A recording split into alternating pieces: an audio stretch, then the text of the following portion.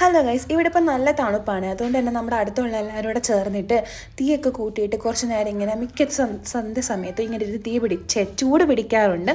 പിന്നെ അതുപോലെ തന്നെ ഇന്നലെ ജാനുവരി 13 ഇവിടെ ലോഹ്രി ഫെസ്റ്റിവൽ ആയിരുന്നു. അപ്പോൾ എന്താണ് ലോഹ്രി ഫെസ്റ്റിവൽ എന്ന് എനിക്ക് മനസ്സിലായത്, അതായത് എൻ്റെ തൊട്ടപ്പുറത്തുള്ള ദീദി പറഞ്ഞു തന്ന കാര്യങ്ങൾ ഞാൻ നിങ്ങളോട് ഷെയർ ചെയ്യാം.